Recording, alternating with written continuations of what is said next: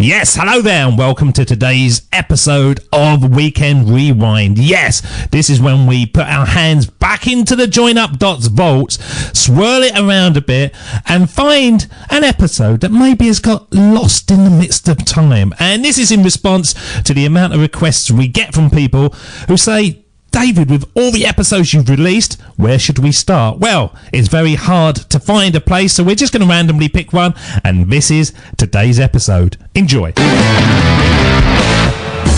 When we're young, we have an amazing, positive outlook about how great life is going to be, but somewhere along the line, we forget to dream and end up settling.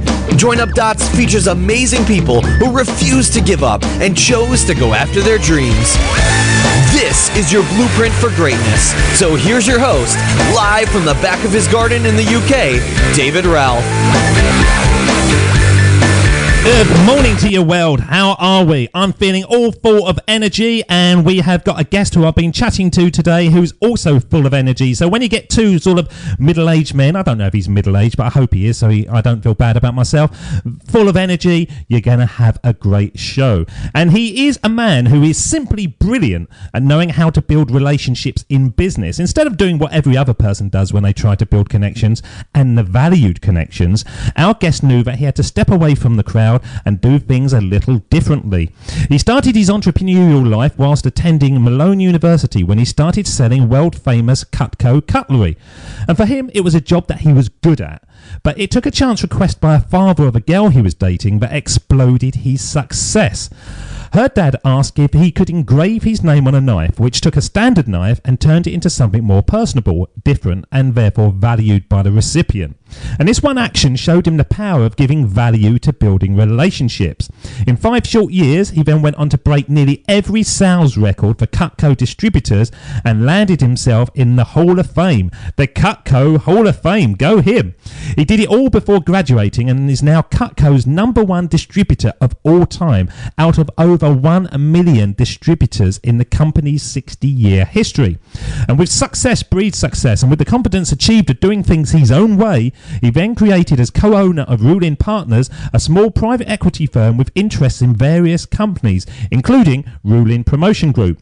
He's the co-author of the best-selling book Cutting Edge Sales, a husband, a father, and he's a sought-after speaker on the topic of relationship development and strategic gift giving. So how did he plan to go this route when he started out, or did he have different dreams of what he wanted to achieve? And did he have people around him that supported his efforts, or was it all down to himself? Well, we're going to find out as we bring onto the show to start joining up dots, the one and only Mr. John Rulin. How are you, John? I am fantastic, David. I feel like I should be floating onto the show. Wow, thank you for having me. It's lovely to have you on because I'm looking at a picture of you now and you're waving a knife in my direction. And so like a kind of mad Jack Nicholson you look like on this one for any of the sort of 80s guys who would have grown up with Mr. Nicholson. And so I'm always going to be nice to you. Whatever you say on this show, I'm going to be polite to you, John. I can imagine it's a little freaky, a little fun, but very memorable, which is the purpose of it. It is. It's a wonderful picture, isn't it? I was looking for pictures of you this afternoon for the show notes, and I always like to see a picture that I'm talking to, because generally on Skype that we do the recordings on, you get a kind of little white square, or you don't generally get a picture. It's just a blank canvas. And I think, yeah, this is the first time that I've seen somebody that's got such kind of, in the nicest way, you've got the kind of evil eyes in this picture, which knows that you've got some kind of power going on with this knife. You look like you're loving brandishing this knife. Do you remember taking this photo? Oh, absolutely. It was one of those candid photos for the cover of a local magazine, and they used it inside the magazine. And when I saw it and showed it to a couple people, they're like, "You have to use that photo." Like, your smile, it is a little bit, freaky, but people know me for my big, huge smile. Like I'm, typically quick to laugh and quick to smile. And the knife is, even though that's not the only thing that we represent anymore, it's what we're known for. And so it's kind of that signature pick that kind of encapsulates a little bit of everything. I'm going to get a photo like that. I don't know what I'm going to have in my hand, but I feel like I need a picture that really demonstrates who I am. What should I have in my hand, or is that a bad thought to be having on the mic? I mean, yeah. What do you like to do when you're not, on the mic? What's the passion, or what's the outside dream or goal? Or I like to. so a big old pillow in hand. I mean, I guess you could. Yeah. What's whatever encapsulates who you are. I mean, that could work. But because you're a father of two, and you've got young, was it daughters you was telling me before we started recording? Yeah, 1.5 and 3.5. So sleep actually sounds like very enticing and very like I could be very passionate about that because I'm very deprived right now. So how do you balance your success? Because you've got the kind of success that when I was reading about you, I thought this man must travel. He must be traveling around America, doing what he does, getting up and doing his strategic gift-giving speaking. How do you do that and sort of separate yourself from your family? Or are you of that kind of level now that they basically come to you? No, I mean, I would say that if I'm candid, it's a constant balancing act and struggle. I've gotten way better at the first couple years of marriage. Before we had kids, I was probably traveling 15 or 20 days out of the month. I got it now down to about 9 or 10 days out of the month, so more reasonable. But it's amazing how when you have a young family and the demands, you get way more focused and way more creative than you did when you were single, because you could just work more hours, and that's not an option anymore. And so, there's times where I fall on my face, and my wife is like, "You gotta, like no more trips." But in general, she's pretty supportive of and knowing that work and you don't take things for granted, and you go out and make hay while the sun shines. So we're taking advantage of it right now. And having a young family, has that made you more ambitious? I tell you, from my situation, if I could do what I'm doing now and do it over 2 days and then take the rest of my life off, I would do. Absolutely. But there was a time in my life that I was career driven to the point that I was never at home. So having a family has totally flipped it on its head for me. And are you the same, or are you somebody that is still frighteningly ambitious, really wants to have the success, but also wants to have the balance in their life? Yeah, I think it's made me question maybe some of the dreams or the passions or why I'm doing things, and making sure I'm not getting to the top of the ladder and saying, man, I made it to the top, but it's on the wrong building kind of a concept. So I would say that having 2 daughters and thinking about weddings and thinking about maybe university or college and all the different expenses, it's amazing how cheap I could live when I was single, and how even living, moderately relative to some of my peers, how fast the money can go with a family. So I would say in some ways it's made me take a step back and maybe slow down in certain areas, but it's also made me dream a little bigger, because what I thought I could raise a family on is it's taking more like double or triple that. And that's not even going crazy. So I would say both, if I'm honest. Well, I'll be honest with you, John. They're only 1 and 2, and you're thinking about weddings already. You're trying to. My youngest one is 9, and I was saying to her today, when are you leaving home? When are you moving out? And she was saying, I'm never leaving home. And I've said the same to my 23-year-old, who's going to be 24 in a couple of days' time, and she said the same thing. So I don't think weddings is going to be your problem. The problem is going to be getting them out of your life. That's very well possible. I can see that they will hopefully want to stay close to home. My wife is definitely a homebody. We moved to St. Louis to be near her family and their 3,500 acre farm, and so family is definitely important to us. But I think because I hang out with people that are quite a bit older than myself, and I see and I hear their gripes and things that they're challenged with, and I don't want to be in a position where I'm not prepared for some of those those big moments in life, and so it just you start doing the math on things, what they cost now, and 20 years from now, it's like, oh my gosh, I have a ways to go, but I'm also I don't want to be blindsided, so.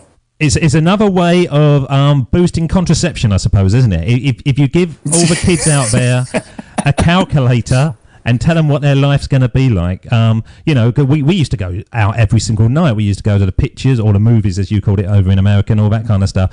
And now we sort of go Netflix. Netflix is all right for us, and a bag of Doritos, and that's sort of our life. Wouldn't have it any other way. But if I'd known beforehand what I know now, God, I might have said no, John, on those special cuddles.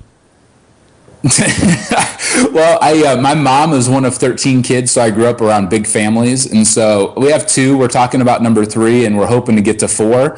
But it's our, to me, when I'm sitting on the rocking chair someday on a back porch with a glass of lemonade or whatever else, your kids are your legacy. So as much as I can't imagine how my mom did it and my parents did it with 6 kids. I think we're not going to stop at 2. Although, the calculator definitely makes you stop at a number that a little less than what I thought originally when I was single and hadn't started raising any little ones. That's for sure. You will be the worst dad, won't you, ever, when they start bringing boyfriends home. If you're sitting there on that porch with your big knife and that grin. Is that going to be the best dad? I don't know. I guess it depends upon the kid, and I mean, we grew up. I grew up on a farm, and so did my wife. So hunting and hunting was like a rite of passage into the family. So guns and knives and all of those sorts of things. Even though I live near the city, I'm out in the country. So I guess it depends upon if it's a city kid or a country boy or whatever comes to the door. But a city kid could have a rude awakening come into our house. That is for sure. Absolutely. That's what it's all about. Frighten them as soon as they come up the driveway. I sure hope so. Sure hope so. We're on the same sheet on that one. So let's start taking you back into your life. And you've always been entrepreneurial. It just seems now, looking at what you've achieved, that there was just a salesman in you that understood value. And I say it flippantly, it seems as simple as that, but you've done so well with those 2 things. Yeah, what's funny is, I mean, you talk about connecting the dots. I grew up being on a farm. When you grow up more poor, you're just always kind of hustling or thinking about how you can, make a few dollars. And so working on the farm was one way, but I started out selling candy in school. And so, and I think my grandpa, being entrepreneurial, even though he was very successful, he was also super humble, but I learned a lot from him and his stories. And so, yeah, I think it was kind of hidden in my DNA, because if you would have asked me when I was 10 or 15 if I was entrepreneurial, I'd never have heard of the word, let alone thought that I was an entrepreneur or even a salesperson for that matter. But looking back now, I can see that it was definitely, a dormant gene or whatever you want to call it. It was definitely there. I've only just started developing what I call the hustle muscle. And what I say to everyone now, even if you think you haven't got that ability to hustle, when you start doing it and you start doing it on a daily basis, it's like you are building up biceps. It just gets bigger and bigger and bigger until it becomes naturally you. And now I look at myself from the last 6 months, I'm a totally different person. And I never thought I would be entrepreneurial. I never thought I would have the drive to succeed in the way that I'm trying at the moment. I was a kind of go with the flow kind of guy. So are you like me, that although you had it in you, do you think people can actually develop the hustle muscle and start training themselves to be good at it? I think absolutely. I think whether it's the hustle muscle or the giving or being generous or appreciation muscle, I think there's a lot of things that people will say that's not me. And I would say I was the yes person. I was the get straight A's in school, the pleaser, which I think I've leveraged those things in my business and in my entrepreneurial career. But in general, yeah, I could have a great one-on-one conversation with somebody, but the idea of getting up and speaking publicly to executives or any of those sorts of things was the farthest thing from my mind. I would have laughed, because it's even to this day, to go up and speak publicly, my stomach is in knots. Now, nobody in the audience realizes that, but it's definitely something I've had to just through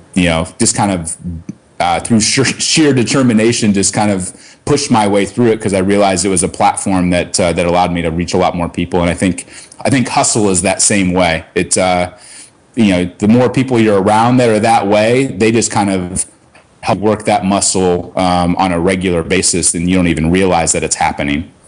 I'm going to tell you a story which will frighten you, because if you're like me, I'm very used to doing public speaking, and I kind of grew the audience little by little by little. So I'm going to ask a question first of all. Can you remember the first sort of size of the crowd that you ever did any kind of public speaking in front of? I can remember the smaller, like in an office setting type first one, and I can remember the more public in an auditorium type one. Yes, I can remember both of them for sure. And so what sort of size are we talking about? Say the office first of all. The office was probably 30 to 40 people. And the auditorium? Closer to 1,000. I was talking to Tom Ziegler the other night, who is the son of Zig Ziglar, the motivational guy. And the very first time that he had to public speak, he was the, I think he's the president of the training department for Zig Ziglar. And they said, Tom, we need you to get up and do a presentation. And he said, well, that's not really my thing. You know, I don't really want to do this, you know. And they said, well, we think it's about time that you did this. So he couldn't get out of it, and he had to prepare. First time he stepped on stage in front of 15,000 people. Now, that's scary, isn't it? That would, I think most people, including myself, would hyperventilate, or I think, you know, the throwing up before you go on stage kind of thing is at least for me what would probably have taken place if that was the case. Did you look back on your life now? Because I sort of said in the introduction that you're middle-aged, but you're not middle-aged. How old are you, if you don't mind me asking? I'm 34. Okay, you're 34. I'm 44, so I've got 10 years on you. I could be your dad. No, I couldn't. That would just be wrong. That would be terrible of you. Although I heard this thing today, and somebody told me, and this, I don't know why I'm even saying this on this show, but what is the world record for the youngest grandmother ever? What do you reckon that is?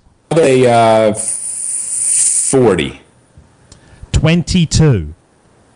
The daughter was 11, youngest, and she was 11. Like I can't imagine being a parent at 22, let alone a grandparent. That's wow.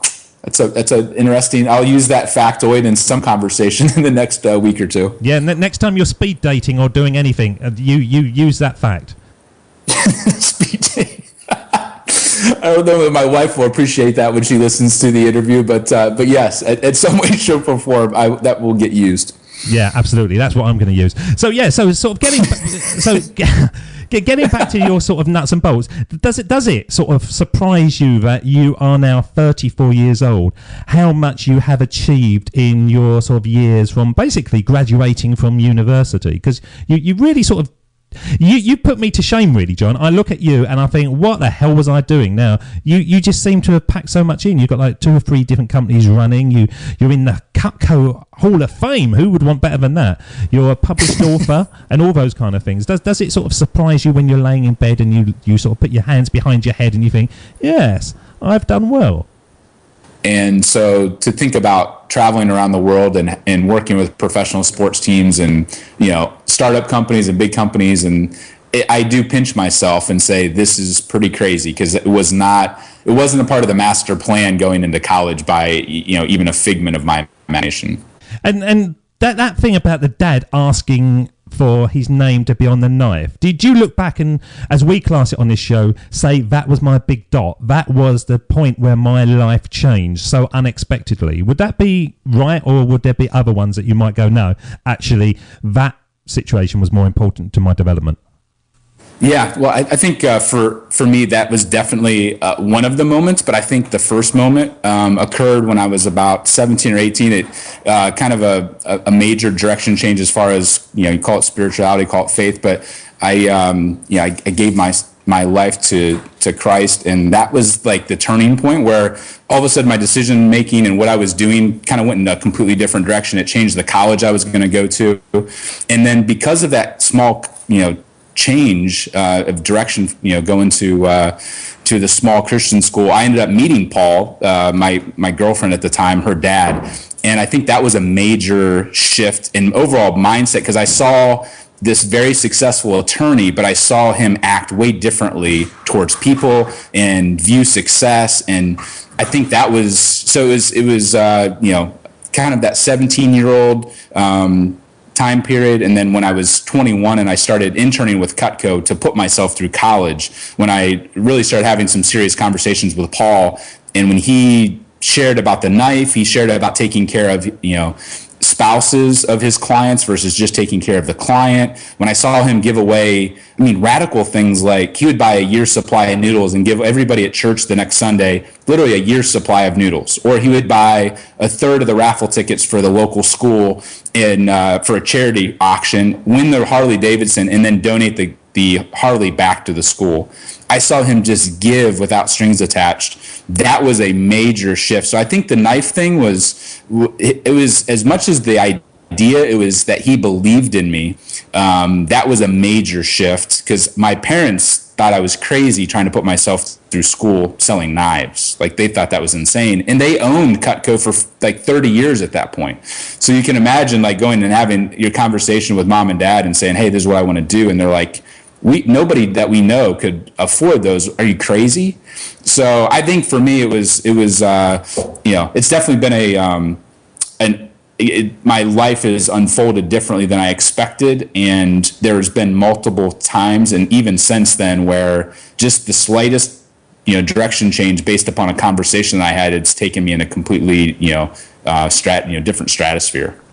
But you seem very focused in your inner needs and your inner wants. Just the fact that a young man over here, really religion isn't that popular, to be honest, in the United Kingdom. I don't know anyone personally of my age who sort of goes to church. It's kind of an old person's.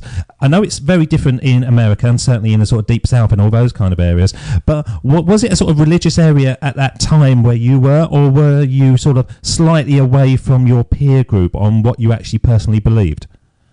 I think there was definitely, it's definitely more commonplace in the U.S., but I think I grew up kind of going to church, but it was just kind of a tradition type thing where you just kind of went because your parents went, and there is no strong core belief, or, it wasn't a decision I was making growing up. So I think that I had some peers that I respected that started to invite me to some different Bible studies and some different things that really started to stir inside my soul, your heart, your conscience, whatever you want to call it. And so when I went to the college that I went to, that definitely, I surrounded myself on purpose with people that were, more of that, cut from that same cloth. But I think that I'm not from the deep South. I'm from the Midwest, and I think there's definitely a lot more people that are leaving the church, and church is, in many ways, in certain areas, dying, even in the U.S. more than it's growing. And so I think it's something that, probably a lot different than the UK, but definitely something that was my own doing as far as choosing to put myself around those sorts of folks. But the spark was not my doing. It wasn't something I was seeking out when I was 17, that's for sure. So it's almost like the classic blueprint you're giving me here, that you have had a mentor. You had this gentleman, Paul, who really sort of gave you focus on what can be achieved. You then surrounded yourself with other like-minded individuals. You found ways to provide increased value to your customers. That's a kind of way that you've got to do it, isn't it? Literally every conversation that I have with the movers and shakers pretty much give the same story. Yeah, I think the books you read and the people you surround yourselves with, I don't know if that's a Zig Ziglar quote or whose quote that is, but I think those are the two most important influences in your life. So if you're filling your head full of good things, whether it's through podcasts or through books or audiobooks or whatever, and then being careful about who's speaking life into you and who's encouraging you and who's exposing you. I mean, I think, what is it? Your income will be within 5% of the 10 people you hang out with the most. It just natural success breeds success. And so I think I didn't realize that when I was doing it, but fortunately I had some of the right mentors and people that kind of selected me to take me under their wing, or they saw potential, or it was a God thing. I don't know, but it was definitely something that kind of happened, I think, a little bit on accident. But once I got a taste of it, I definitely was tried to put myself in the driver's seat and surround myself with those sorts of influences on a regular basis on purpose, not on accident. Well, what's weird, though, is that so many people buy these books, so many people buy these training courses, so many people listen to these podcasts, but then don't do anything with that motivation. They'll be listening to it. I was speaking to a chap the other day, and he's a lovely bloke called Leo, one of my listeners, and he came through to me and he said, would you mind having a word with me? And I went, yep, no problem at all. And he told me on this conversation that just because he was going to speak to me and he'd been listening to the content, he started assessing how he could change his life for the better.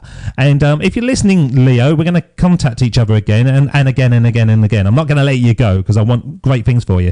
And he said, just because he was building up to having a chat with me, he looked back in his drawer and he found like this CD where he'd been to a life coach 2 years beforehand.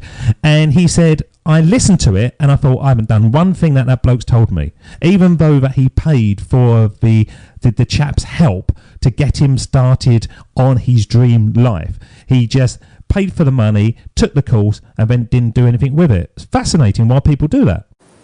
Yeah, it's unfortunate because I think it's it's probably 1 to 5% of the people that are listening are actually going to take the ideas and actually incorporate them and actually go through to have the discipline and the perseverance, because it's not easy to change habits, that's for sure. Would that frighten you if you've come and gone on this earth and you haven't been one of those 1%ers? Oh, I think that's honestly, I think if I look back, one of my biggest driving forces is at the end of my life, whether that's today or 50 years from now, is I feel like I've been blessed with so much that to have not leveraged, the blessings and the talents and the things I've been given is what gets me up in the morning when I don't want to, or it's what, gets me to push that extra mile, is probably a fear in some ways of squandering what I've been given. And so I think even before faith was important to me, I didn't want to, call it the pearly gates or whatever else. I didn't want to be there and be like, looked upon as being somebody that was, had just wasted everything I'd been given. I've got this terrible fear, and I've always had it, that I was going to come and go and not leave my mark on the world. And for many years, I kind of had this fear, but because I was young, I didn't really express a desire to sort of change things. I always thought I was going to do something amazing in life. I thought I was going to be, in the new Duran Duran, or I was going to be an author, or I was going to leave my mark somehow. But I just went on year after year, just realizing that I was an employee and I was doing the work, and when I left companies, 2 minutes later, they didn't even know that I'd been there, even though I'd been there for like 5 years previously. And it all came to a head when I was up in northern England, and there's a place in northern England called Hadrian's Wall, and it was built by the Romans many, many, many years ago to stop the Scots from Scotland coming into England, and it was like a protective barrier. And so you can imagine how old it was, because it's Roman time, and you can still see parts of it, and parts of it are pretty intact, other bits are kind of really broken up. And I was looking at this wall once, and I was just thinking to myself, my God, some Roman soldier was told to put that brick down there, and he's left more of a mark on this world than I have. And it terrified me. And I just thought, what am I going to leave? What am I going to leave? Because people say you die twice, don't you? You die once in your body, and then when the last person that knows you dies, that's it, you're gone. And I just realised now that I can't allow that to happen. And I would hate to think that other people sitting there listening to this show are going to let that happen as well, because we've all got that chance in our lives to do something and leave our mark and make a difference to people. Simple as that. Make a difference. Yep. No, I was going to ask you what was the, was it the death of somebody, or was it, what was the spark that opened your eyes and said, hey, today's the day that all that's going to change? That's amazing. That's awesome. My leap of faith was purely down to a miserable woman that I had to start working with. And quite simply, I just knew that every day that I was going to work with her was going to be a miserable day. And I just decided at that moment, and it was pretty cut and dry. It was within maybe 2 to 3 days, I mentally said, I can't allow one person to dictate my happiness anymore. I can be unhappy on my own. I can be poor on my own, but I can't just be taking a salary on a daily basis, allowing somebody to make me unhappy. And it was as simple as that. How long ago was that? That was June last year, and I'd been working for the company for 10 years, and I was going through the motions. I'll be honest, it was a job. I was a financial trainer. I'd be doing training courses, and I could do them with my eyes shut, and I could go in there, and they would say, would you build this course? And I'd go, yep, no problem. And within a couple of days, I was doing the course, and it was all very sort of go with the flow kind of thing. And she just made my life unhappy.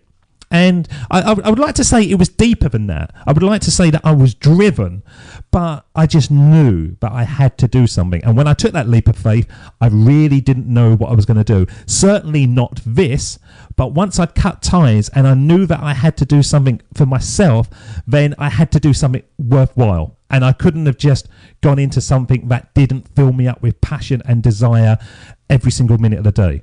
And I see that with you. Yeah, well, my first thought is, have you gone back and thanked her? As weird as that sounds, her making you miserable. It sounds like it was the best thing that's ever happened to you. I think if she's listened to these shows, the last thing that I'm going to be able to do is thank her. Well, David, that will be my challenge to you, is to get to a point in your spirit where you can view her with a grateful heart, to say thank you for being placed in my path, because otherwise I wouldn't be making the mark and having tens or hundreds of thousands or millions of people being inspired. I mean, that's as weird as it sounds. I don't know. Maybe I'm weird. That's the first thing that came to my head was, she actually was a blessing, as miserable as she might have been. That was, call it serendipitous or whatever else, but it sounded like that was, it paid some nice dividends for you. It did. And the funny thing is, if you listen to one of the sort of very first shows, I was very, very tactful.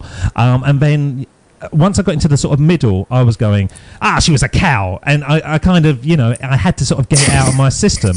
And now I've kind of gone the other way again, and I'm a little bit more tactful, and I've kind of got it out of me, really. It's been like I've been in therapy for 150 episodes or whatever it is, and now I'm more calm by it. But no, it's good for the soul to get it out. It's good for the soul to share and to talk and to This is your therapy. You're getting well paid to go through a therapy session, and probably to counsel everybody that's listening. It's a pretty cool thing. I'm laying on a couch at the moment, and you're laying a wet flannel on my head, and and maybe drop a few grapes in my mouth while I'm doing it. David, I hope we get to meet and hang out in person at some point in time in the near future. It would be perfect. What I want to do is, what we're really talking about at this moment is doing something you love. And you quite obviously are doing something you love. And hopefully it comes across that I'm doing something that I love. And I want to play a very quick speech by a chap that we all know called Jim Carrey. And he said this recently, and I just love it. And it wasn't part of my original concept for the show, but now I play it all the time. So have a listen to this. This is Jim Carrey. My father could have been a great comedian, but he didn't believe that was possible for him. And so he made a conservative choice. Instead, he got a safe job as an accountant. And when I was 12 years old, he was let go from that safe job, and our family had to do whatever we could to survive. I learned many great lessons from my father, not the least of which was that you can fail at what you don't want, so you might as well take a chance on doing what you love. Now that is hugely powerful, but it makes me think about your granddad, when you were talking about your granddad on the farm. Was he the kind of guy that gave you that kind of advice?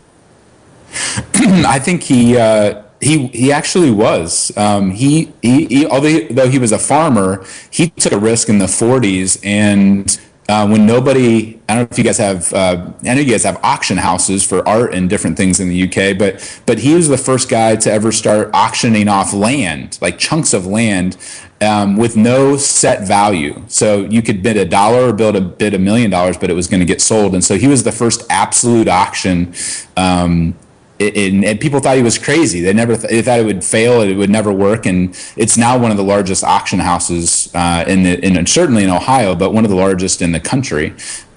So yeah, he was a risk taker, very calculated as he got older, more conservative. But I got to hear some of the crazy stories from him when I was, from 15, 16 before he passed away. So yeah, he would have said, go, if you're going to fail, this is a famous quote of his, was bite off more than you can chew, and by God, you better chew. And so he was all about going big or going home, would have been his motto, for sure. Well, what we've been touching on, and many of the guests have been coming up with this concept, and now I totally buy into it. But at the beginning, I would have gone, hang on, don't quite get this. And my mindset was in employee mode, and now it's in hustle muscle mode. And one of the things is go big and then go bigger. Basically, dream big and then dream bigger, because most people won't dream that big, and so you end up with less competition. Does that kind of make sense to you? Absolutely. I think, I have a mentor talks about, you dream as big as you can, and when you get to the peak of that mountain, you see that there's a whole other mountain range that was out of view. And so one in particular, Tom Hill, who's written books and all kinds of different things, will tell you that you can't dream big enough. When you get to that 3-year or 5-year mark of goals, and he calls it an 18-month growth curve, you shock yourself what's possible. There's no question. So why? It's a stupid question, this, but I'm known for stupid questions, John. But why do so many people not believe that? Because when you actually sit with somebody and they explain that to you, even my mind couldn't comprehend that was logical to begin with. But now it's like I've got new lenses in my eyes, and I just see the opportunities around me. But so many people don't. And I was talking to a chap the other day, and he said pretty much, he would say between 7 and 10 people are the walking dead, he says.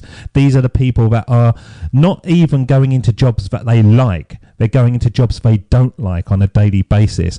So that concept of dreaming big and dreaming even bigger would be so radical for them, they're not going to buy into it. And it's such a shame, because I could say this every single day to them and they would have it in their ears listening to it, and you're saying it and the next guest would say it, but still there's that kind of mental switch that they won't buy into it, because they're in that kind of situation that they just won't allow themselves to explode their chances of success.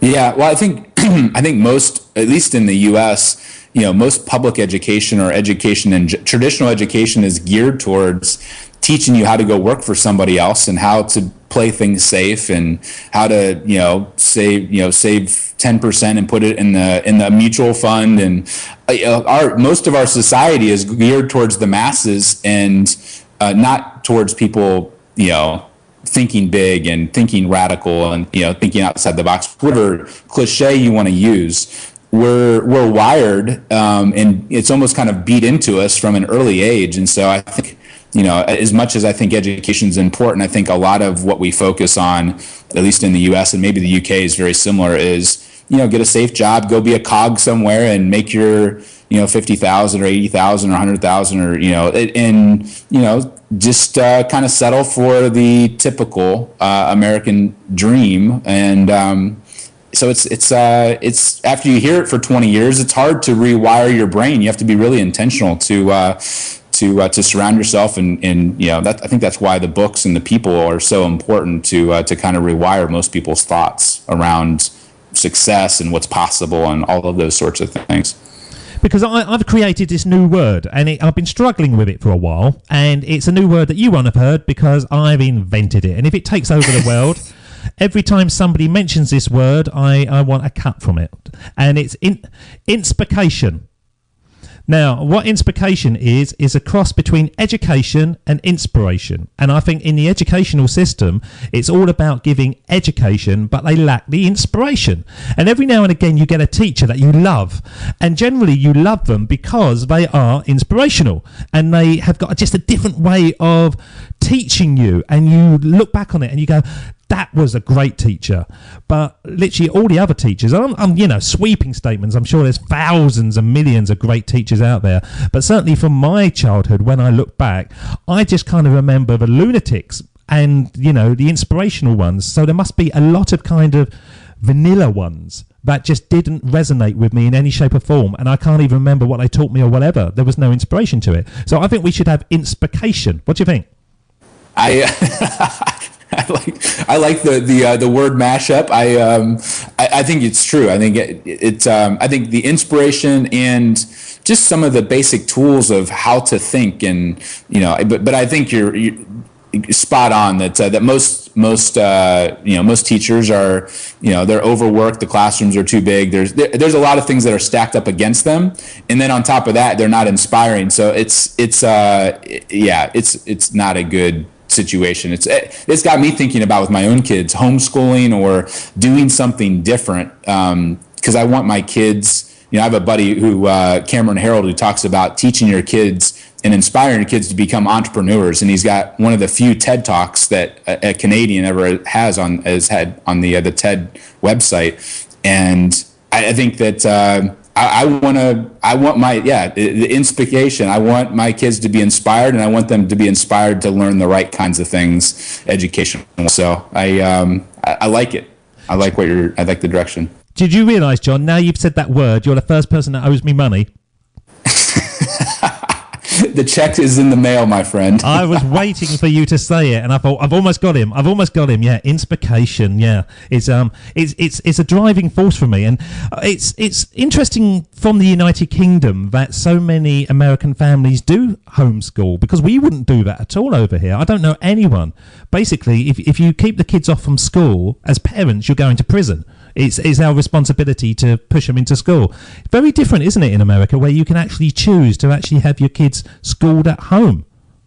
Yeah, it's and some of the people that I respect the most are, I have one friend who he's got 6 kids and homeschooled, and I think a lot of people have a stigma attached to it because there's I've met some homeschoolers that are really weird, but I've also met some of the most brilliant people, they're 14. I mean, I've seen some TED Talks from kids that are 12 and 14 years old that are better than most of the best TED Talks of people that are in their 20s, 30s, or 40s. So I think the stigma is slowly going away, because people are starting to see the results of parents taking ownership of their kids, and understanding that the education of them, and that's one of the most precious things that you have. And if your kids and your family are your legacy, why would you trust that to somebody else that is making $40,000 or $50,000 or less a year, and they don't have inspiration on their side? So the homeschooling thing is I would say is catching on more and more in the U.S. by far. But my kids wouldn't listen to me. Well, we have homework, and it takes us all weekend to do the homework. Well, I'm saying to them, look, just do the homework and you'll be done in an hour, and it drags on. The thought of actually having my kids, and every day I've got to get up and actually teach them, it would drive me mad, John.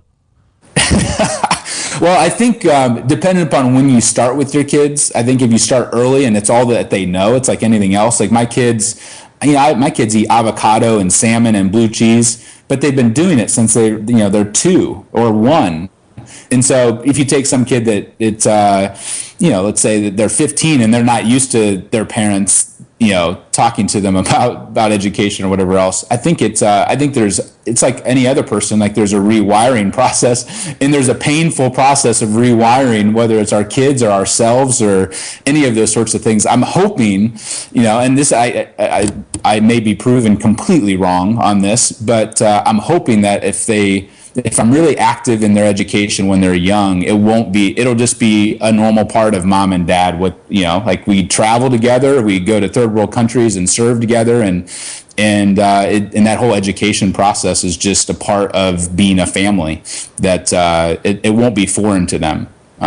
So maybe I'm wishful thinking and I'm off my rocker, and you're welcome to challenge me on that, because my kids aren't old enough to be really engaged in that way. So John, I'm not going to challenge you because you are the guest on the show. I will just say your kids will grow up to hate you. They will see you as the person that stops all their fun. Come on. I mean, that may very well be, but I mean, traveling the world and instead of, reading about the Roman wall, like I want them to come visit, David Ralph and talk to him and come see the wall firsthand. And I want them to be engaged and, take ownership of their education. But I'm going to help expose them to some pretty fun things, whether they hate me or not. That's still very well a possibility. They may be like, no more trips, just send us to the frickin' public education and be done with it, Dad. No more teaching. So if that's the case, I will eat humble pie, and you'll be the first one that I'll reach out to. You just put an apology letter in with the check that you're sending me. Save time and put them both in the same envelope, and that would be fine. We would have mended our burnt bridges, John. Date it 10 years from now and say, I'm so sorry, David. I was so wrong. I don't know what I was thinking or smoking. Like a weird time capsule. I'll be waiting for it. It will be perfect. I love it. I love it. Talking about going back in time and time capsules, I'm going to play the words of Steve Jobs now because it would be wrong not to play it on the show because, hey, the show's called Join Up Dots. And I am fascinated whether you believe in these words because I know we were touching beforehand on a very interesting concept that you've got based around these words. So it does sort of lead towards the fact that you do believe them. So this is Steve Jobs and we're going to have a quick chat afterwards. Of course, it was impossible to connect the dots looking forward when I was in college. But it was very, very clear looking backwards 10 years later. Again, you can't connect the dots looking forward. You can only connect them looking backwards. So you have to trust that the dots will somehow connect in your future. You have to trust in something, your gut, destiny, life, karma, whatever. Because believing that the dots will connect down the road will give you the confidence to follow your heart, even when it leads you off the well-worn path. And that will make all the difference. Because you seem to me a big heart. You seem like a big heart with a big knife. Would I be right?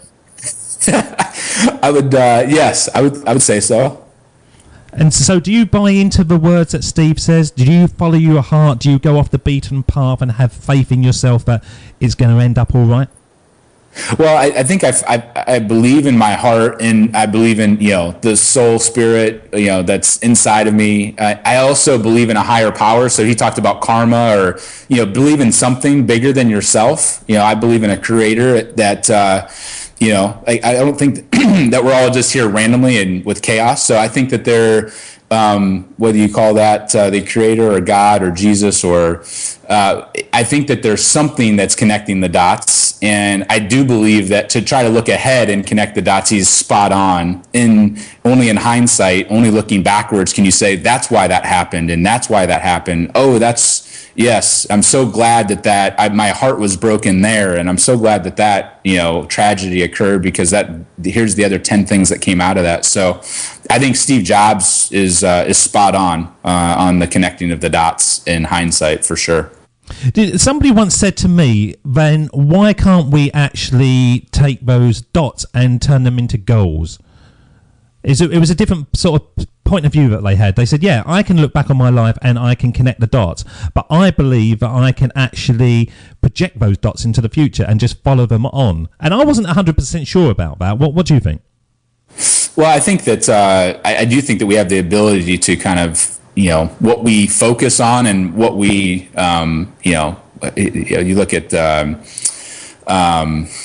power of positive thinking, and there's been all kinds of books, Think and Grow Rich. What you think about on a day-to-day basis does come into existence. Now, it may not always come exactly as you thought it was, or in the manner which what you thought it should, or always in the timing, but in general, what you focus on, I think as human beings, we have that ability to kind of project into the future and kind of create before it happens. So, but I think that if you look at most people's lives, nobody orchestrates their life perfectly and connects the dots the way that they should. So I think, there's maybe it's a half truth to say that you can connect the dots ahead of time and know exactly where you're going to be and what you're going to do. I think life has a tendency to throw curveballs at you and takes you in directions that you couldn't have planned otherwise. Because we live in a crazy, broken world, and there's other people that are involved in our success, not just ourselves. So, and controlling other people is, I haven't figured out how to do that. I don't know about you, but other folks tend to go a different direction than what I always think that they will. If I could control people, I wouldn't have got married. That's the way I think. I learned a lesson on that one, John. I can imagine. Marriage has a way of changing our views and putting a spotlight on our own flaws. And I've only been married for 5 years, but it's definitely rocked my world in the directions that I never thought I'd be going. That's aged. For sure. Have you aged? I would say actually I'm probably healthier. Definitely happier, but I'm more challenged. I'm more aware of. I think I was living in kind of maybe ignorant bliss before, and now I'm more self-aware. And the spotlight is on my character flaws and how much I have to grow. Whereas before I thought I had arrived, and I realize now that is not the case. And that is a key point of being an entrepreneur, isn't it? Because we are on a journey, and we are going to send you back in time in a moment to have a one-on-one with your younger self. But at the point of when you are getting a family together and you get married and then the kids come along, then you realize that your time's not your own, and there's certain restraints, and there's certain kind of, you want to be at the school play, you want to see your kids at their sports day and all those kind of stuff. How are you going to balance that? Because having a 1 and a 2-year-old is very different. They just kind of get taken around, but as they get into 5s and 6s and 10s and 11s, then you will have sort of needs and requirements to balance your work. Do you think you're going to be able to do that? I'd like to think so. I mean, I think, kind of coming back to, I'm surrounding myself with people that maybe have made some of the mistakes, or that can mentor me through some of those obstacles and challenges. I've met people that, I started having kids when I was, 29, or I got married when I was 29, started having kids when I was 30. And so I think that, I've met some of them that have 4 or 5 kids, and they started having kids when they were 22, 23, and they've accomplished an enormous amount. They've lived amazing lives. But I think that you start to realize you can't, there are limits, and with those limits, you have to focus on what you're going to accomplish and pursue, and then what your family is going to look like, 10, 15, 20 years from now. And if that's really important to you, you better put in the time and effort. And then you have to say no to a lot more things than you're going to say yes to. And I think that's where I've been challenged the most. Is I was a yes guy. I love to travel. I love to try new things. And I've had to figure out more what's really important. And I can say yes to one thing, whereas before I would have said yes to 10 things. And so that ratio has been a little bit challenging and a tough pill to swallow at times, because I love to go out and challenge myself and experience new things. You realize if you're homeschooling, you will never go out.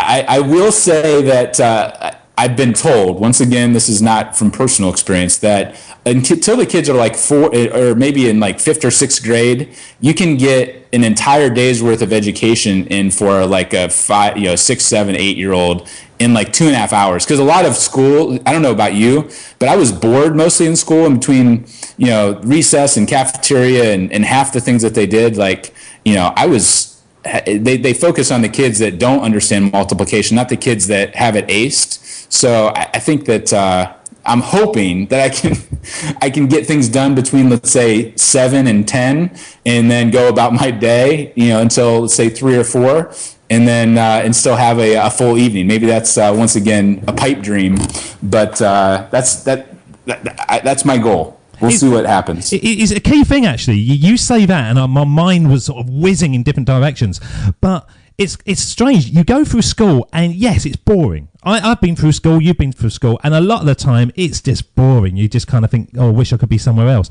And I wonder if that's why when we go into jobs and it's boring, but we get paid to be there, we kind of accept it. We've been trained to deal with boredom when no one's paying us, and so suddenly we get a salary on it. We kind of are more accepting of it.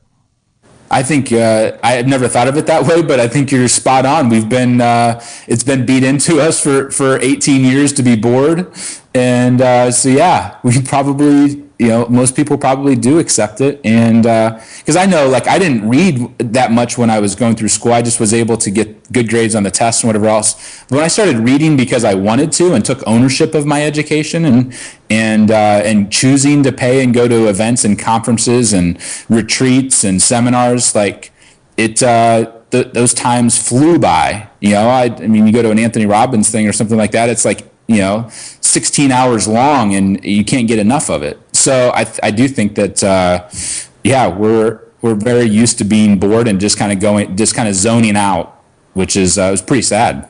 We're changing the world in this episode, John. I think I think you aim for the White House. I'm going to aim for 10 Downing Street, and we'll meet in the middle somewhere. We're going to change things, aren't we? I sure as heck hope so. It sure seems that way. I've gotten goosebumps a couple times on this call, and hopefully the people that are listening, are getting at least one or two goosebumps. Yeah, and if Barack is listening, he's coming for you. He's coming for you. He's got his big knife already, and he's outside.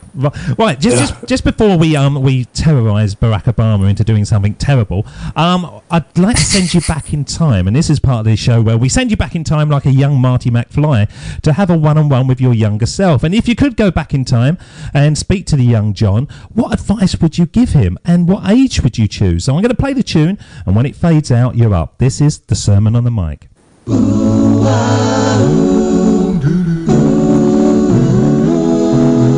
Here we go with the best bit of the show, the Sermon on the Mic, the Sermon on the Mic.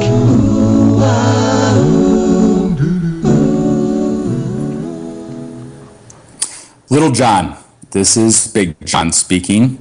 You're 21 years old, and you just started interning with Cutco, and I just want to share a couple different things that I think I hope and I wished I would have known at that key point. You have nothing to be embarrassed of. Sales is a wonderful, wonderful career.